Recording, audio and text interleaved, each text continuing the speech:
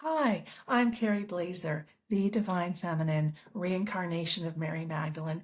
Thank you for clicking on my clip.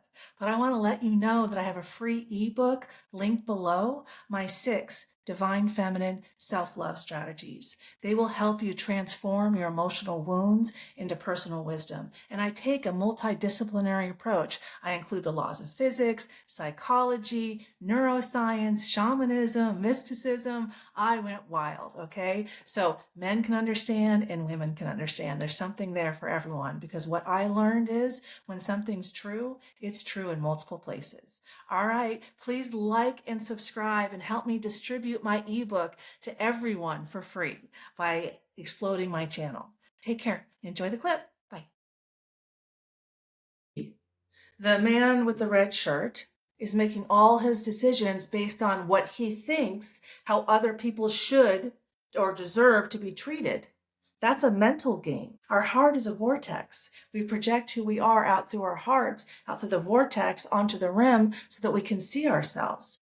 What is the man in the red projecting? Because Warren is a former teacher who has a lot of experience with kids, pattern recognition. Pattern recognition, the more you can recognize patterns, the more of a genius you are. He's grounded in logic. He's capable of rational thought. He's not attacking the man in the red. So which one is more emotionally mature? Which one has better emotional regulation?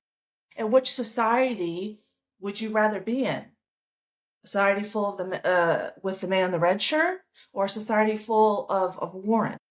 And that's your decision. So what I see here with the man in red is a total external locus of control. So if Warren doesn't have instant access to criminal stats, he's like paralyzed from making safety decisions in society based on his own personal experience. I mean, Warren's probably about 35, 40 years old, taught kids, he's a smart guy. He has a very successful YouTube channel. So what I notice with people who have an external locus of control, who are constantly looking outside of themselves to decide how to behave, what does that person deserve? How should I? Do I have stats? All outside of me, as if inside of me has no capacity to recognize pattern recognition.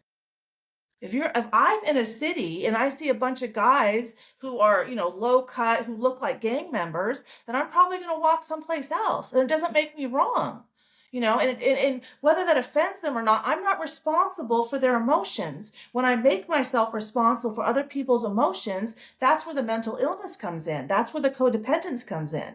This external locus of control. When you establish an internal locus of control and take responsibility that you're reactive and you can't have an emotionally regulated conversation with rational thought, like Dr. Huberman was talking about, then this is what happens. We're just like, shouting our emotions at each other like toddlers in a sandbox throwing sand.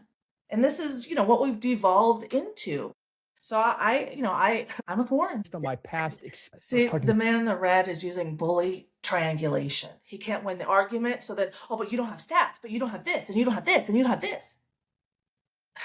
It's like it would be a never-ending argument of him throwing stuff at you to triangle. Well, nobody would, and everybody would. It's like he's not grounded in himself because he's projecting a lot of fear, guilt, and shame out of his own heart. But since he doesn't take accountability for what's in there and he's busy outside thinking like with his brain, closed heart, overactive brain, well, they should, and this is how I act because they'll feel and I'm responsible for their feelings. And so we're going to do DII and hire more people and suppress the white man because we feel guilty about the white man. And that's going to solve our problems. That's not how we solve our problems. Solve our problems when we heal ourselves, when we project love, compassion, and enlightenment out of our hearts, and we're capable of rational thought and civil discourse, which seems very challenging for the man in the red.